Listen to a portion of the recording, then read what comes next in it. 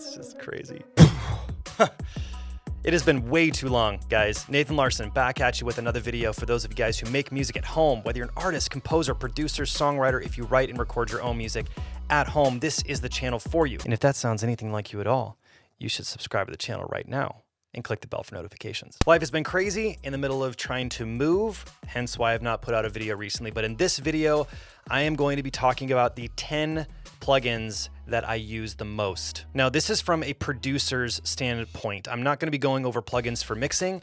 This is more as a producer. For those of you guys that have been watching my videos for any period of time, you know that I really preach that if you're a producer, be a producer. If you're a mixer, be a mixer. Not saying you can't do both, but I really try to focus on producing. So I'm not talking about leveling and gain staging and all that stuff because that is a mixing thing. What I'm gonna focus on is the effects plugins that you can be using as a producer. So things that I would actually be printing down and sending to my mixing engineer so then they can actually take everything from there. Cool? We're gonna start with some of the most basic things and work our way up into my absolute favorite plugin, which will be the last one. So you're gonna have to stick around until the entire video to get that. So number one, not a huge shock probably, it's a channel EQ. And in Logic, I really like using, let's go ahead and unmute or unhide this one here so I can show you what I'm talking about. If you click on the EQ button right there, it's gonna automatically pull up the channel EQ that's built into Logic. This thing is awesome, and I think it's really underrated. You don't need to go out and spend a ton of money on a plugin like this when you literally already have it.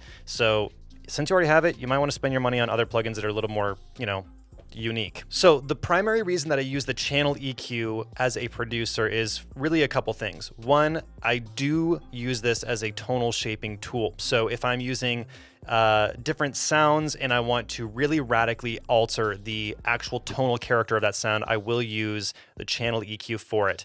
I don't typically use the channel EQ for additive EQ, in other words, boosting EQs. Typically, I'm gonna use a different EQ for that, which I'll talk to you about in a second.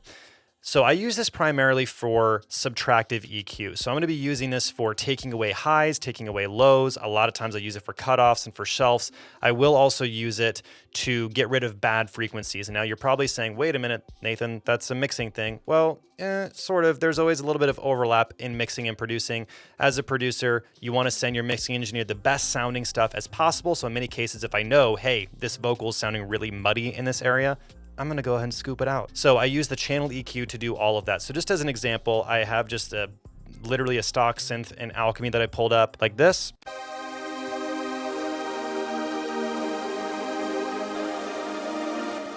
Okay, so that's super bright. One of the things I might do, obviously this is for a hypothetical song, would go in here to the shelf and pull down some of these highs to make this sound more like that.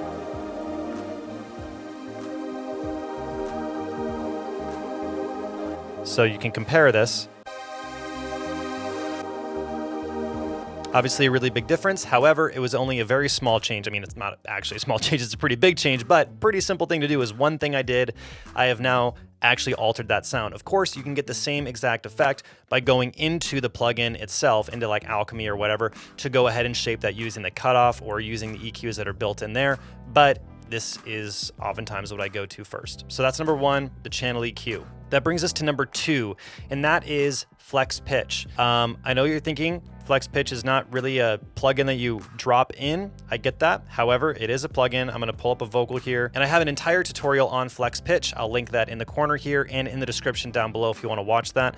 However, basically the main thing is using some sort of vocal pitch correction is the main thing I'm talking about. So whether that's Melodyne, I also have Waves Tune, but flex pitch, to be completely honest with you, is the one I use. It used to be really glitchy many years ago, actually back when I made that tutorial video. However, it's gotten a lot better. I don't know if that's with some of the updates in the last couple of years, but it's a lot better. So you can literally just open up your audio here, click on the flex, turn on flex, go into flex pitch, and boom, there we go. And then we can go in and start just manipulating the crap out of this. And obviously you can go in and just right click or basically control click, set all to perfect pitch. All the times that I have tried to say the words I need. So obviously that's pretty bad. So you can obviously move things around. You can change the vibrato. You can change the fine pitch. You don't have to make it all perfect. Anyway, if you want a more in-depth tutorial, you can just check out my tutorial. The main thing is that vocal correction, pitch correction, if you're wanting your productions to actually sound professional, it's absolutely a must. So if you're using Logic, use Flex Pitch. If you're not using Logic, if your DAW has something built in, go ahead and use that. Otherwise, you are going to need to buy a third-party vocal pitch correction like Melodyne or Waves Tune. Not a huge fan of Waves Tune. Sounds good, but it's just a major pain in the butt to use. Number 3, I know I mentioned channel EQ already as an EQ, but the next one that I would use a lot as an EQ, if you go into the effect rack in SoundToys, is SIE Q. SIE Q. Is it SIE Q or SIE Q? Honestly, I don't know. I've got it pulled up here, and it's a very, very, very simple EQ. You have a low, you have your mid, and then you have your high, and then a drive. It's super simple. However, I love the character that SIE Q adds into, I'm actually gonna throw this on my vocal here to show you. I use it on vocals a lot. I use it on drums. If I need my drums just to pop a little bit more. And again, all this stuff is stuff that I would actually be doing in the producing phase to shape some of the tones. So here's the vocal. Oh, the times that I have tried to. So there's no reverb. I have just a preset that I use on this that consists of a couple compressors, channel EQ, just doing a little bit of a scoop based on this microphone. So check out what happens when I boost the highs here. I actually really love the high and the low. That's where I use the most. Ooh. Say the words I need to say to you. So it adds a nice bit of brightness. I use this on, again, drums to boost the low. I use it on bass to boost the low. This drive feature is also really nice. Oh, the times that I have tried to. Just adds a nice level of character to it. So I do use this plugin a lot. Again, I'm not gonna go in and just show you a ton of examples of everything. I want this to be fast and quick and dirty to the point, but SIE Q is awesome. Honestly, I think just Effect Rack by SoundToys is probably one of the better effects plugin bundles you can get. I use it a lot, I love it. That's not the only one I'm gonna be talking about with that one. And that brings us to number 4, and that is my all-time favorite reverb, and that is QL Spaces by East West. So QL Spaces by East West, I seriously love this reverb. I also use Chromaverb actually quite a bit. I used to never use the Logic stuff, and honestly, Chromaverb is not bad. My go-to preset in Quantum Leap, the Quantum Leap East West, wow, I can't speak. East West QL Spaces is, if you go in the instrument specific tour, go to Vocal Natural. The vocal plates for this reverb is just absolutely phenomenal. I love it. I'm gonna put it just directly on here. Typically I would create a bus and use it on a bus, but this is just so you can get an idea of how this sounds. All the times that I have tried to. Just sounds so good, just like literally just like that. There you go. And of course you can EQ the reverb if you have it on a bus as well. I use this all the time. I do a lot of cinematic pop music, so I love the halls and things like that for strings and brass and everything else like that. Anyway, QL Spaces is amazing, absolutely amazing. I love it. Number five, this one is a fun one. It's from Baby Audio. Actually, this is one that Baby Audio sent me many months ago, and we're like, hey, you should try it out. And I was like, I can't guarantee that I'm gonna say anything about it, but I love it. I'm not sponsored by them again, but they did send it to me. So you can go down here, audio units, go to Baby Audio, Parallel Aggressor. So I've got these drums here. So that's just using DrumLab. I love DrumLab, it's awesome. Let's just slap Parallel Aggressor on here. Now, the beautiful thing about this plugin, just so you guys know what it is in the first place, it's for parallel compression, but the beautiful thing is that it actually does it all within one plugin. So it actually creates the duplicates within the plugin itself. You don't have to use buses or any of that. It just does it right within the plugin, and it's really, really cool. So you've got several different controls. You actually have 3 different levels. So you have in the middle your dry level, right? So that's just the dry signal. You have the spank and the heat, and then down here you can change the styles. You can do extra punch, you can do extra smack, you can add a filter and other things like that. But this thing is awesome. It sounds really good on vocals if you want like a really fat, dirty vocal, but on drums it's really good. Here, just listen to this. I'm gonna solo just the dry level, and you can actually listen to what they sound like soloed out. So here, just dry. Now I'm gonna go ahead and unsolo some things, just have it as the preset. without it, with it. So you can really hear in the low end, you can really hear in the kick in particular, but I'm just gonna go and crank up this stuff. I'm gonna turn spank and heat to 100 just to really exaggerate. Oh, dirty. So obviously you probably wouldn't want to like that, or you could turn the level down and then turn it all the way up.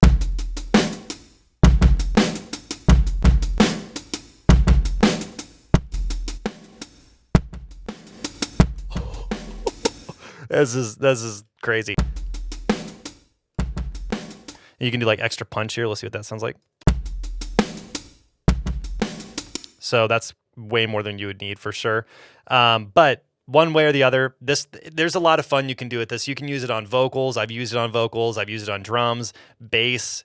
Anyway, super dope plugin. It's pretty affordable too. Parallel Aggressor by Baby Audio. Okay, and that brings us to what number am I in? And that brings us to number 6. So this one is another SoundToys plugin, and that is Lil Radiator. Now, there's just Radiator, and then there's also Little Radiator. I have both, and for some reason, I kind of prefer Little Radiator, actually. All right, so go to SoundToys, Little Radiator. I like it primarily because it just has 2 knobs, heat and then mix, and it's super, super simple, and it packs a legit punch. The full-size one is it's bigger. It has like treble, bass, and then input-output mix, I think. That's pretty much it. But again, I like the Little Radiator because you can just have 2 knobs. I use this, again, typically on a bus, but I use it on drums a lot. You can use it on vocals, guitar. I mean, really anything that you want to add a little bit of heat to. Basically, it's a tube preamp. So this is with it off, with it on, just on the preset. So again, it adds like a lot of just the punch to it. This is set to 100% mix. Let's put it right down the center. Let's turn the heat up. So you can probably hear why this is really good for buses. If you haven't used buses, you're not familiar with buses, I have an entire video on that. You can check it out right here or in the description down below as well. Main thing is this is really just great for adding some more character to the sounds. For me, when I started using plugins like this to add character, it really started making my stuff not sound so stock-y and a lot more unique and like individualized, like, oh yeah, that's got some color to it. So I like plugins like these that add just that nice little bit of tonal character to it for a punch. So that one is Little Radiator by SoundToys. All right, that brings us to number 7. I'm gonna be using drums again because I love this plugin on drums. It's really for drums, but not only for drums. And that's a Native Instruments plugin called Transient Master.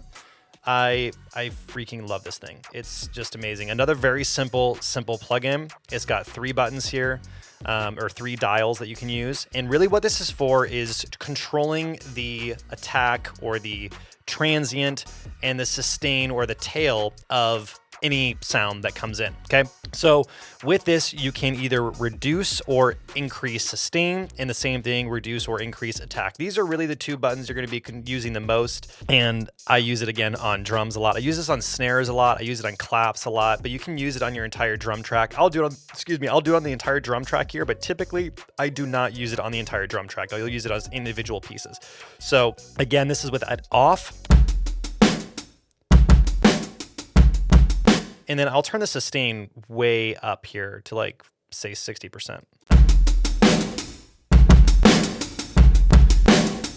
So this works very similarly to a compressor, but it's just a little bit easier format and there's less to do, okay? And then if I crank the sustain down, it's gonna like sound really short. So if you want like a really tight sounding kit like that, you can get that accomplished here. The attack is basically, in a way, where is it positioned? Where does it feel like it's coming from? So if I turn the attack way down, it feels like it's coming from the distance a little bit. If I turn the attack up, it's gonna feel like it's like, whoa, like right in front of your face, okay? The sustain is typically what I use the most. So if I really want a nice splashy snare, that's typically what I'm gonna be going for. Is using Transient Master. If I want my snaps to really kind of have a little bit of a sustain to it, or claps, things like that, I go straight to Transient Master. I love this thing. It's a power horse. All right, that brings us to number 8. Number 8 is another SoundToys one. Let's just face it, SoundToys is pretty dope. I'm gonna go into Effect Rack again, and SoundToys has this one right here. It's famous. I think it's kind of hard to do one of these videos without talking about this particular plugin because I think it's like super famous, and that is Decapitator. It's dope. That's it. All right, cool. Moving on. No, it's a really cool plugin. It's a distortion plugin from what I understand. I just like how they sound. Anyway, but Decapitator is awesome. You have this drive dial. This is gonna be the main one. And I'll just go ahead and turn it up a little bit to like 4. Let's turn it off again, show you again what this sounds like without it. And let's turn it on and show you what it sounds like with it.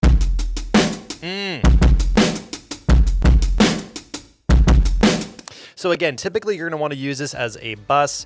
I use this on vocals too. In fact, if you wanna see how I do like glitchy vocals, I did a tutorial on that, and I actually used Decapitator, I believe, in that one to accomplish these like really awesome screaming type vocals, not like raw screaming, but like just really distorted vocals.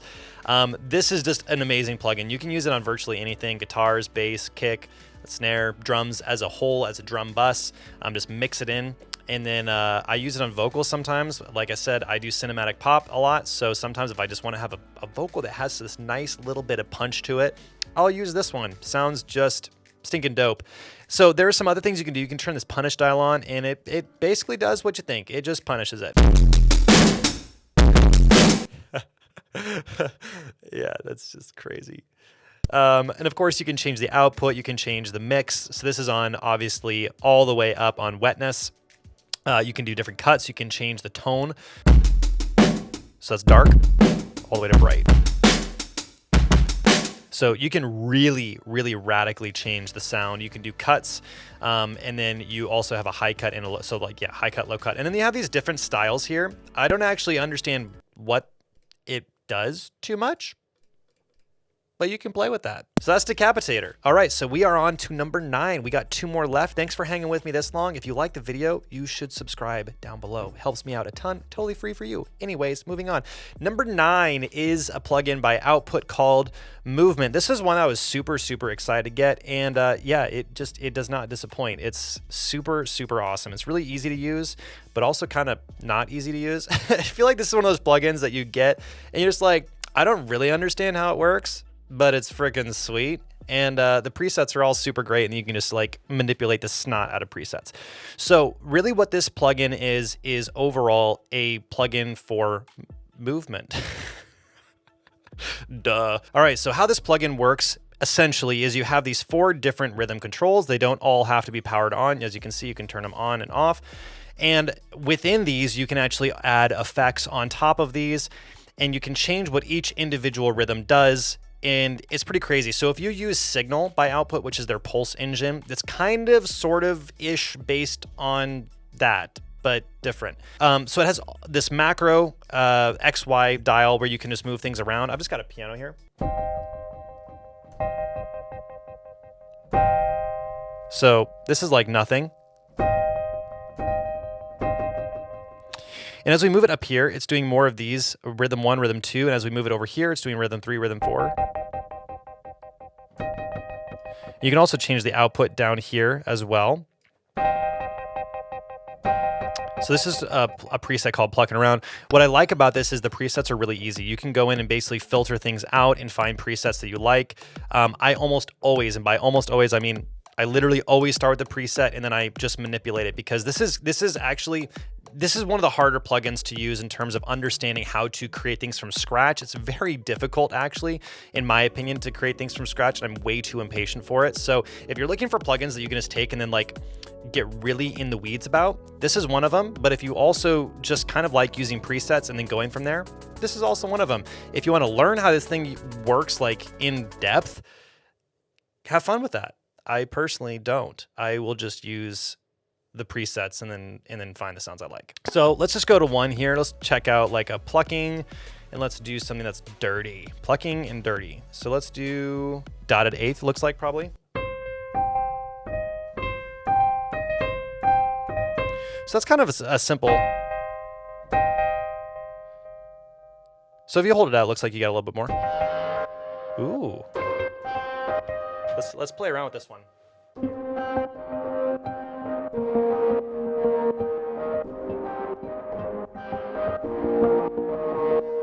That's pretty cool, but I think this just gives you at least somewhat of a taste. You could watch entire tutorials on this one plugin. Again, there's a lot there, but I love using this. It's definitely one of those plugins that if I'm just like, you know what, I'm just lacking a little bit of inspiration on where to go, I will pull this thing up and just be like, start playing. I'm like, ooh, yeah. I don't know what that means. Oof, yeah. All right, that brings us to number 10, the very last one. And I think you guys are gonna be a little surprised that it's not actually that crazy of a plugin, but this has become like the plugin that I love going to the most, and that is a delay plugin called Relika by Native Instruments. So let's go ahead and open up Relika. There's also Relika GT, which I think I have, but I just am used to this one. Now, there is a specific mode that I use on this the most. So when you pull it up right away, it's a pretty simple interface. You've got these 3 different modes. You can change the rhythms. You can do different types of delays. So you can do wide, ping pong, or normal. You've got your mix control, your feedback control, some saturation, low cut, high cut, and then you have these phaser, and you also have filters you can use. So very, very simple in terms of the interface. So this is what it sounds like just with a dotted eighth note ping pong on the modern mode.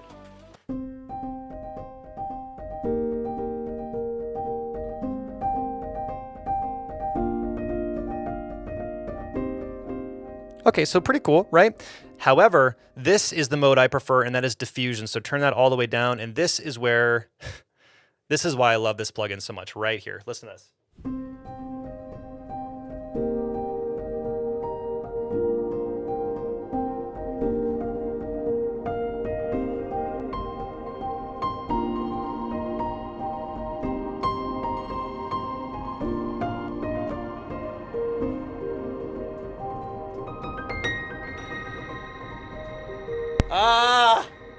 I love it so much. I use this so much that I honestly think it's just like becoming a part of the sound that I've adopted into my own productions. I use this all the time. I use this in literally every single production that I've done recently with this exact mode. The diffusion mode, it's like a delay, but it also has like a reverb element to it. It is amazing. You can change some of the movement, size, amount, so you can alter some of that stuff even. Obviously, you can change, again, the delay mode. But I know some of you are probably like, really? Just a delay plugin? That's your favorite? Yes, I use this on vocals. I use this on keyboards. I use this on synthesizers. I use it on string. I use this all over the place, and it just sounds absolutely incredible. I love it, and I don't know, there's something about this sound that I get when I use the diffusion mode that gets me extremely excited, and it's just super inspirational. I'm a very tactile type of producer where I want to play with it. I want to feel it. I want to experience it, and this is one of those plugins that I feel like I can just have a ton of fun. I also love the dotted eighth note rhythm the most, typically if I'm in like a 4/4. I love the offbeat delay that it gives. Anything beyond that, anything longer than that, it does start to kind of feel like it collides a little bit with like keyboard parts and vocals and things like that. But of course, you can also use a bus with some sidechain to kind of tamper that down as well. But there you go. That's number 10. So there you have it. Those are the top 10 plugins that I use in my productions. I would absolutely love to hear what things you would add to the list. What things are you using? Which of these plugins do you already use? I would just love to hear your thoughts on it. Drop a comment down below. If you haven't already done so, make sure you subscribe for more videos like this. I'm going to be making another one where I'm going to actually go through my favorite sample libraries, because I actually think sound libraries are where you get a lot more distance, if you will, in terms of the money that you spend on plugins. Sample libraries are going to give you more mileage, in my opinion, than effects plugins like these, because if you don't have good sounds, these effects really only do so much. So I'll be coming out with a video on that very soon. But in the meantime, you should check out the catalog, my library of other videos that I have, and we'll see you in the next one.